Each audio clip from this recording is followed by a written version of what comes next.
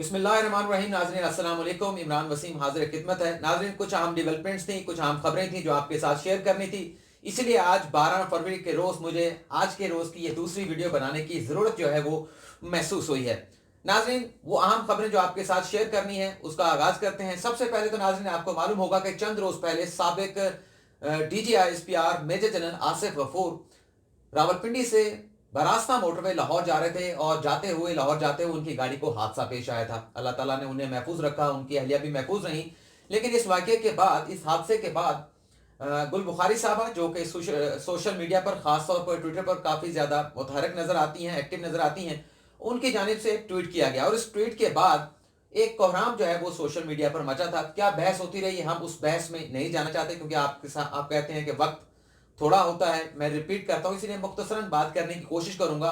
उस ट्वीट के बाद अब रियासती इदारे जो है वो मुतहरक हुए हैं। रियासती इदारों की जानिब से गुल बुखारी साहबा को एक कॉल अप नोटिस जो है वो जारी कर दिया गया है। ये कॉल अप नोटिस क्या है और क्या अगर अदालती हुक्म मिल जाता है तो FIA का जो इंसदाद दहशतगर्दी का विंग है, क्या उसके पास इतनी कैपेसिटी है, क्या मुकदमा इतना सॉलिड होगा कि गुल बुखारी साहबा को यूके से पाकिस्तान वापस लाया जा सकेगा, ये आपके साथ शेयर करेंगे। लेकिन कल सुप्रीम कोर्ट ऑफ पाकिस्तान में बड़े अहम मुकदमात की समाअत होने वाली है। चीफ जस्टिस ऑफ पाकिस्तान इन मुकदमात में क्या करने वाले हैं ये आपके साथ शेयर करेंगे। और वफाकी वुज़रा की भी, शेख रशीद की भी, असद उमर साहब की भी जो कि प्लानिंग के मिनिस्टर हैं, उनकी भी सुप्रीम कोर्ट में पेशी होना है और कल क्या हो सकता है वो भी आपको हम आज ही बता देते हैं।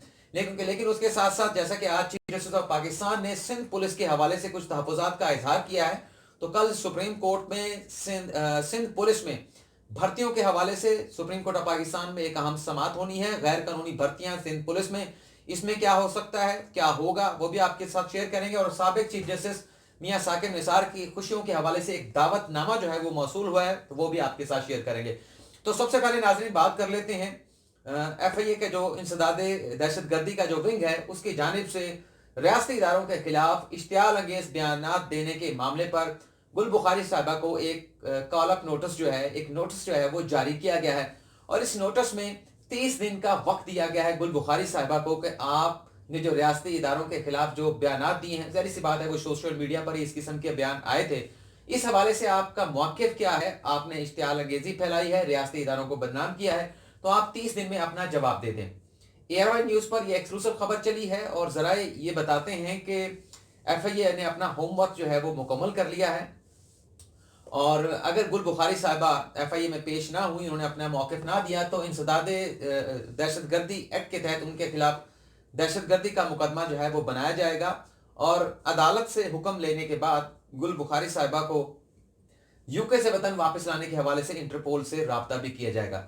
अच्छा, इंटरपोल के कुछ प्रोटोकॉल्स हैं और आपको ये भी बता देते हैं कि क्या FIA का ये विंग जो है जिसने ये कॉल अप नोटिस गुल बुखारी साहबा को दिया है, क्या वो इस सिलसिले में उन्हें कामयाबी नसीब हो सकती है कि अगर अदालती हुक्म आ जाता है तो वो गुल बुखारी साहबा को यूके से जो है वो पाकिस्तान वापस ला पाएगा। इस हवाले से नाज़रीन ये है कि जब भी FIA की जानिब से किसी शख्स को वापस लाने के हवाले से इंटरपोल को दरख्वास्त दी जाती है, तो इंटरपोल उस दरख्वास्त का जायज़ा लेता है और साथ साथ कुछ उनकी जानिब से क्वेरी भी की जाती है, कुछ सवालात भी किए जाते हैं कि इस मुकदमे में क्या सज़ा हो सकती है। जिस शख्स को आप हमसे ये चाह रहे हैं कि इसे फ़लाँ मुल्क से लाकर आपके हवाला किया जाए, तो अगर उस मुकदमे में मेजर पेनल्टी जो है वो डेथ सेंटेंस हो, तो इस सूरत में FIA जो है वो साफ इनकार कर देता है उस एक्यूज़ को बाहर के मुल्क से लाकर पाकिस्तान के हवाले करने से। और इसके साथ साथ इंटरपोल इस बात का भी जायज़ा लेता है कि कहीं सियासी बुनियादों पर उनके खिलाफ मुकदमा तो नहीं बनाया गया, तो इस बुनियाद पर भी जो है वो इंटरपोल उस शख्स को, चाहे वो जिस मुल्क में भी है, बरतानिया में भी है, गुल बुखारी साहब जैसे कि बरतानिया में है, तो उनकी तहवील पाकिस्तान को देने से इनकार कर सकता है। लेकिन इसके साथ साथ नाज़रीन आपको ये भी बता देते हैं कि जब ये खबर सामने आई है तो उसके बाद सना बुचा साहिबा जो हमेशा जो है वो फंसती रहती थी DGISPR के साथ, फंसने का मतलब ट्विटर पर फंसती रहती थी, फंसने सींग फंसाने वाली जैसे बात होती है, तो उन्होंने भी ये कहा है कि ये बड़ा दिन का इंतखाब किया गया गुल बुखारी साहिबा को नोटिस देने के हवाले से। बड़ा अजीब किस्म का एटीट्यूड है। मैं कभी किसी की ज़ात पर, उनके ख्यालात पर, अफकार पर बात नहीं करता, लेकिन अगर किसी के साथ इख्तलाफ भी हो तो इस तरह से हो कि वो इख्तलाफ आपका ख्यालात का ज़रूर इख्तलाफ हो लेकिन ज़ात का इख्तलाफ नहीं होना चाहिए। जैसे चंद रोज़ पहले फवाद चौधरी और वली मोहम्मद खान सोशल मीडिया पर एक दूसरे के आमने सामने आ गए थे, लेकिन अब सोशल मीडिया पर ही उनकी तस्वीर मौजूद है, जब यहाँ वो बड़े अच्छे अंदाज में मौज मस्तियाँ कर रहे हैं एक दूसरे के साथ जो है वो। बल्कि फवाद चौधरी साहब ने गला जो है वो अली मोहम्मद खान का दबोचा हुआ, और मामला क्या था कि क्या बच्चों के साथ ज्यादती के मुलजम को सरेआम फांसी दी जानी चाहिए या नहीं। तो ये मामला है। बहरहाल अब 30 दिन का वक्त है गुल बुखारी साहबा के पास।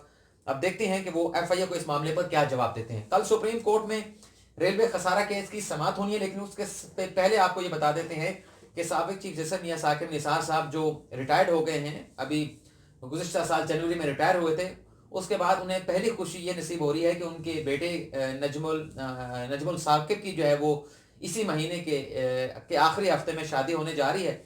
और उनकी शादी जो है वो जो हुई है वो लाहौर हाई कोर्ट के एक जज हैं, उनकी बेटी के साथ उनकी मंगनी हो चुकी है, तो उनके साथ शादी होने के लिए जा रही है। तो ये एक दावतनामा जो है वो साबिक चीफ जस्टिस की जानिब से मिस्टर इमरान वसीम के नाम से मुझे मौसूल है, और सुप्रीम कोर्ट के चंद रिपोर्टर्स हैं चीज़ा जिन्हें ये दावतनामा जो है मौसूल हुआ है, जिनमें जुल्करनैन इकबाल भी शामिल हैं, और उसके साथ साथ कयूम सदीकी को भी दिया गया है, और एक जावेद सोमरू साहब हैं उन्हें भी ये दिया गया है, और हसन अयूब साहब जिनका ताल्लुक जो है वो एयरवाइट न्यूज़ से है, उन्हें भी बुलाया गया, और ख़ास तौर पर कहा गया कि आप लोगों ने शिरकत जो है वो ज़रूर करनी है। अब सुप्रीम कोर्ट में कल क्या होने जा रहा है? रेलवे खसारे केस की समाअत है।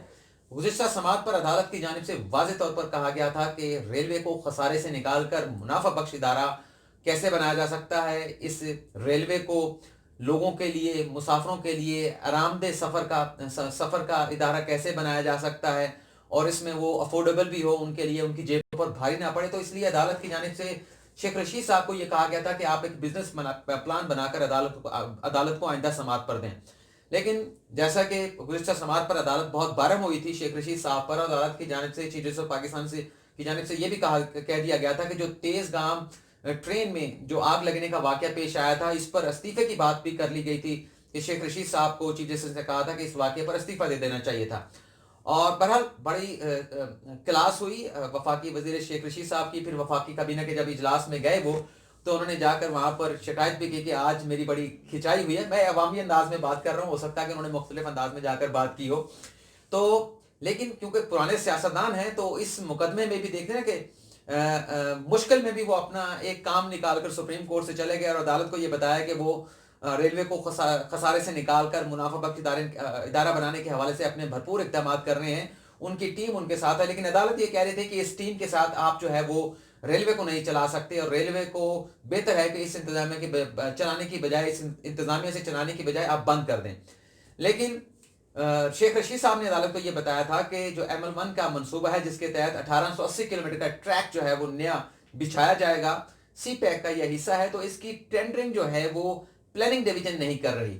तो जहां उनकी क्लास ली जा रही थी, अदालत उनसे रेलवे के बारे में बात कर रही थी, उन्होंने पूरी कार्रवाई का जो रुख था वो वफाकी वज़ीर प्लानिंग असद उमर साहब की तरफ मोड़ दिया। तो अदालत ने कल उन्हें भी बुलाया गया, उनसे कल पूछा जाएगा कि आप ये बताएं कि ML1 मनसूबे के हवाले से जो टेंडरिंग होनी है, आप अभी तक प्लानिंग डिवीजन ये टेंडरिंग क्यों नहीं कर पाया।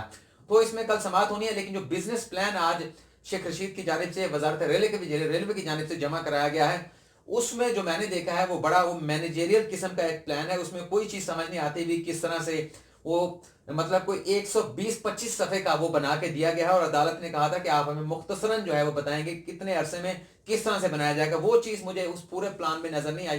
देखते हैं कि कल इस प्लान को देखकर अदालत क्या कहती है। सुप्रीम कोर्ट में कल CEO chief executive officer PIA appointment case की समाअत भी होनी है। सिंध हाई कोर्ट ने उन्हें काम से रोक दिया गया था।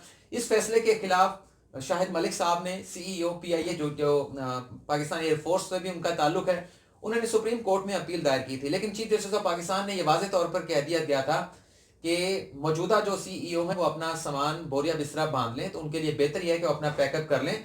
और नया CEO जो है वो हुकूमत को कहा गया था कि PIA में लगाया जाए। और उसके बाद ये खबर सामने आई थी कि इन रिमार्क्स के बाद, इन ऑब्जर्वेशन के बाद जो CEO हैं उन्होंने अपना काम जो है वो छोड़ दिया है, और तमाम तर जो जिम्मेदारियां हैं वो PIA बोर्ड को सुपुर्द कर दी हैं सुप्रीम कोर्ट के अहकामात की रोशनी में। तो कल इस मुकदमे में बड़ा अहम फैसला जो है वो आ सकता है कि हो सकता है कि अदालत ये वाज़ेह तौर पर डायरेक्शन जारी कर दे कि हुकूमत नया CEO PIA में लगाएं, और उसके लिए बाकायदा जो है वो कंपटीशन का जो प्रोसेस है वो अडॉप्ट किया जाए।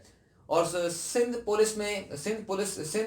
محکمہ پولیس میں ریزرو پولیس افسران کی بھرتیوں کے حوالے سے مقدمے کی سماعت ہونی ہے. اور آج جب سپریم کورٹ میں عمل عمر کیس کی سماعت ہوئی، اس میں بھی سپریم کورٹ نے خاص طور پر چیف جسٹس آف پاکستان نے سندھ پولیس کے حوالے سے یہ کہا کہ 20,000 کی نئی بھرتیاں سندھ پولیس میں کی جا رہی ہیں. اتنی بھرتیاں سندھ پولیس میں کرنے کی ضرورت کیا ہے؟ لگتا ہے کہ اتنی بھرتیاں سندھ پولیس میں ہو جائیں گی کہ سڑکوں پر شہروں میں جو ہے وہ لوگوں سے زیادہ جو ہے وہ پولیس نظر آئے گی. اور ان کی جانب سے یہ بھی کہا گیا کہ پولیس کی ٹریننگ نہیں کی جا رہی. عمل عمر جو کہ ایک کمسن خوبصورت بچی تھی، وہ پولیس کی کرمنل کے ساتھ کراس فائرنگ کی زد میں آ کر پولیس کی فائرنگ سے ہلاک ہو گئی.